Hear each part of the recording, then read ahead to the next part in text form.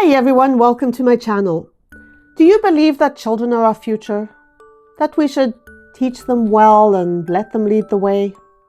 I'm tempted to sing the song, but I won't because 1, copyright, and 2, when I sing, I sound like a demented fishwife caught in a rusted hunting trap.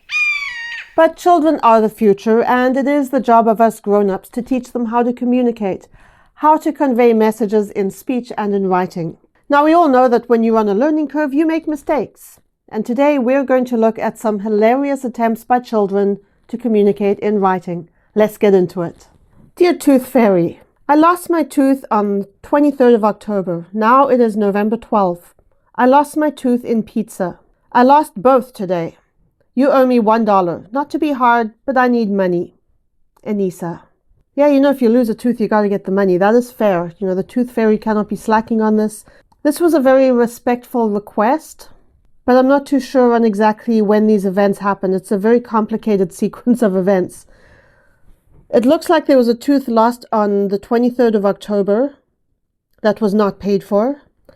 And now, a good 3 or so weeks later, another tooth has been lost. And the Tooth Fairy now owes for 2 teeth. So, better pay up. The last thing we want is to have to send debt collectors after the Tooth Fairy. I like Mrs. Edwards. She is my teacher. I like when she does meth with us. Boy, that sure didn't happen when I was at school. Times have changed. Mrs. Edwards sounds like a whole other kind of teacher to what I had when I was at school. I'm angry at you and I'm not talking to you today and tomorrow. P.S. All day. P.S.S. I still love you. So we don't know who this letter is addressed to, but I think it is fantastic. This is proper communication, that this kid is expressing their anger in a very respectful and polite manner. They're stating the consequences, and they're reminding the person that, you know what, I'm mad at you, but I still love you. I think that's fantastic. That is the way we should be communicating. This kid should grow up to become a world leader because we wouldn't have as many wars. Mom, Dad, I love you, but you can't cut my hair. If you do, I will never forgive you. I love my hair, and guess you don't love me enough to do what I want for a change. My heart, which is broken in 2, and then buckets of my tears. That's sweet. One of my sons has long hair. He's had long hair forever. I think he's had like 1 proper haircut in his entire life, and he's 15. And, years ago we decided that it's up to him if he ever wants to cut his hair or not. We make a big deal of teaching him about things like consent and what to do with his own body. And, his hair is included in that. That's up to him. That's not my decision to make, never will be, never was. So I respect this kid, and I hope the parents do as well. Dear Brody, Miss P made me write you this note. All I want to say sorry for is not being sorry because I tried to feel sorry, but I don't. Liam. So it looks like Liam and Brody had some kind of a conflict. I don't know if it was a physical altercation or there was a bit of name calling going on, but Liam was apparently the one that was out of line. The teacher made him say sorry to Brody, but Liam chose honesty and said, you know what, Brody, I'm writing this note because the teacher told me to, but I'm not really sorry. And you have to respect that kind of honesty. I don't believe anybody should apologize out of a sense of obligation. People should apologize if they actually feel remorseful. Okay, so this is a question on a test. Imagine that you lived at the same time as Abraham Lincoln. What would you say to him or ask him? I'd tell him not to go to a play ever.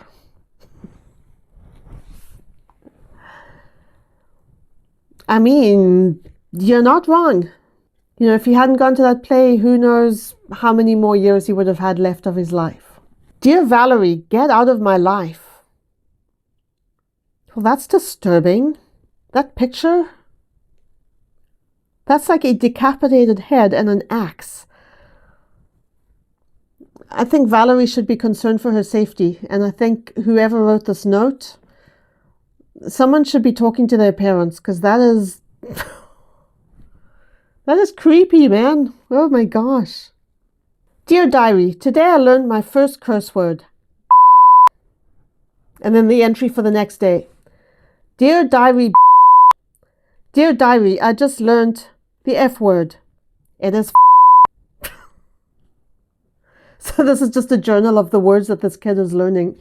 I wonder what the rest of this diary looks like.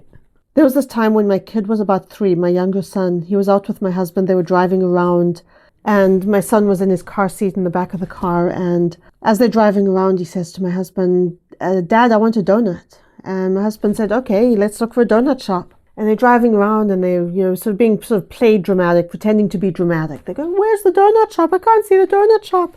I don't know where the donut. Oh, what are we going to do? We can't find the donut shop. And then everything goes silent. A few minutes pass. My husband thinks, well, okay, the moment is gone. And then all of a sudden, my son pipes up from the back seat in his little 3-year-old voice. Where's the donut shop? And my husband adjusts the mirror and looks sternly at my son. And he says, what did you say? And my son went, where's the donut shop? I've been laughing at that story for 12 years. If you were setting up an aquarium for your little brother or sister in an effort to interest him or her in sea life, would you choose barnacles or seahorses? And the answer is seahorses. I would choose seahorses too. Next question. Why would you make that choice? Seriously? You want me to choose between a seahorse, a very exotic, beautiful sea animal, or a barnacle, a creature that just sits around and does nothing? You've got to be kidding me. What kind of an idiot would be like, oh, let's make a super fun aquarium and fill it with barnacles? This kid is right, and they express it very eloquently. I think that's a job well done. I wonder if anyone would choose barnacles. Why would someone choose barnacles? They just look like rocks. Dear Santa, you better bring my pony this year, or there will be consequences. Be warned, Santa. I have questions about the illustration. Is that supposed to be the pony? Or is that supposed to be the means by which this kid will get their revenge on Santa if the pony does not arrive? It could go either way with this one. Dear God, if you let the dinosaur not extinct, we would not have a country. You did the right thing. Jonathan.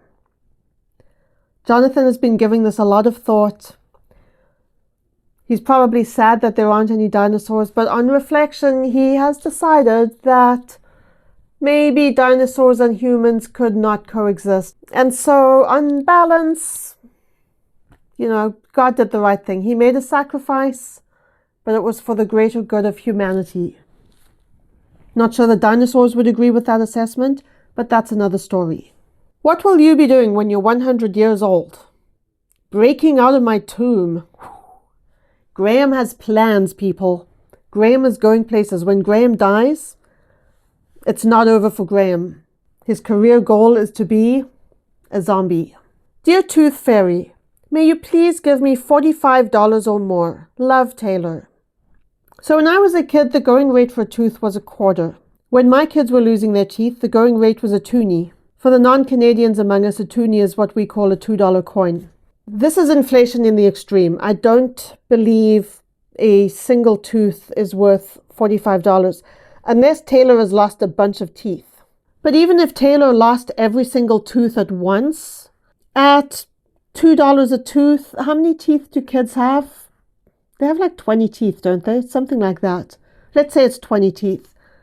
That's $40, and maybe give Taylor an extra $5 for the pain and inconvenience of losing an entire set of teeth in one go. That does seem unlikely though. Okay, so this is Frankie's answer to a question at school. I earn money at home by blank. I don't. I am a freeloader. One thing I love about kids is their honesty. They're always going to say what they think. Frankie freely admits to being a freeloader. Which is fine if Frankie is 6 years old. I mean, you can't be expecting a 6-year-old to do a lot of hard labor. If Frankie is 23 and living in his parents' basement, we've got a problem.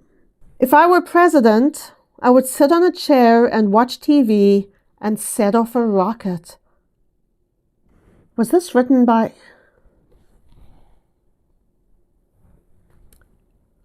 Did an actual kid write this and then grow up to be president?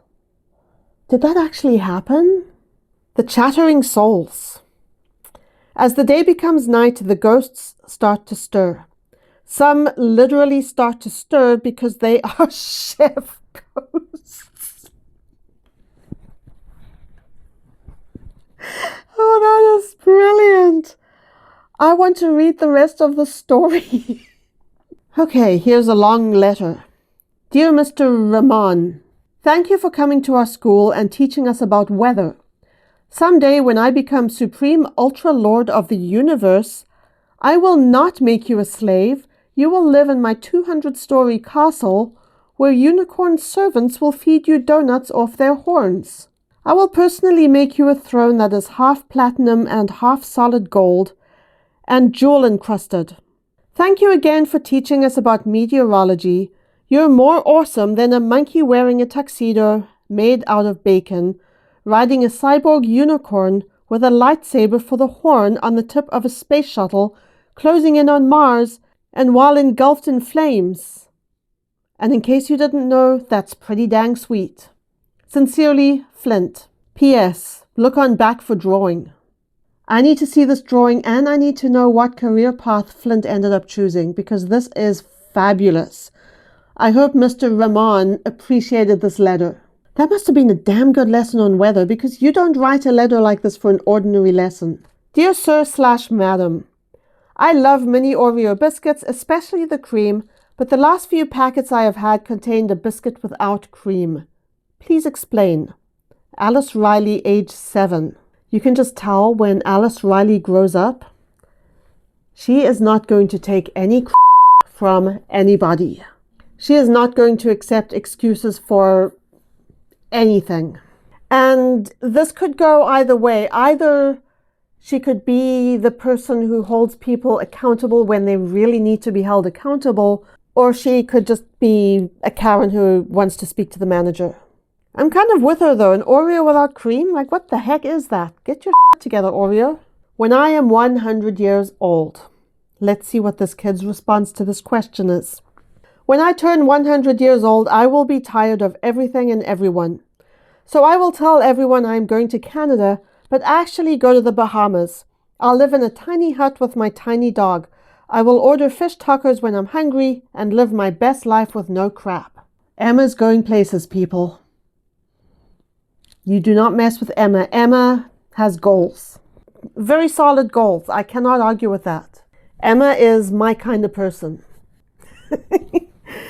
Give us food or we will put the cat toy in your pants. The thing with most cat toys is that they have bells in them. So I'm guessing the consequence of that punishment is that every time you try to move, you have a little ding-a-ling-a-ling-a-ling-a-ling going in your buttocks area.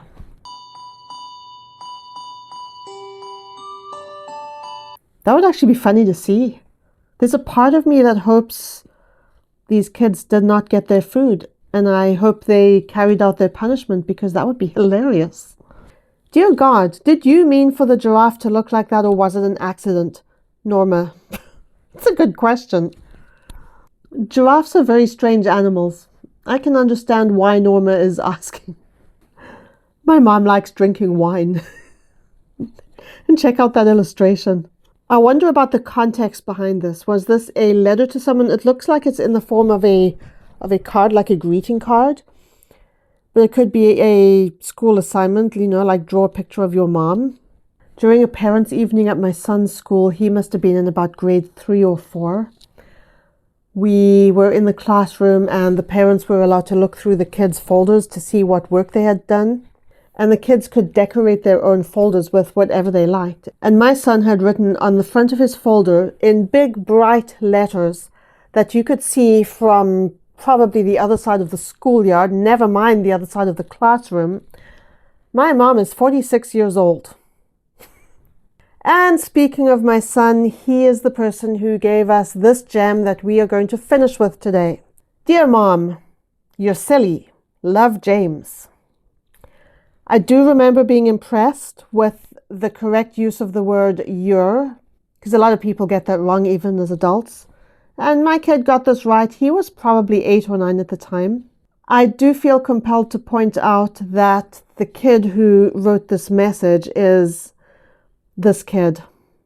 And that's it for today's video. Thank you so much for watching. If you're new here and you enjoyed this video, please subscribe. I am so close to 400 subscribers and I would love to be pushed over that milestone. Do you have any funny communications from your kids or from when you were a kid? Let me know in the comments. Have a great weekend, everyone, and I will see you in the next video.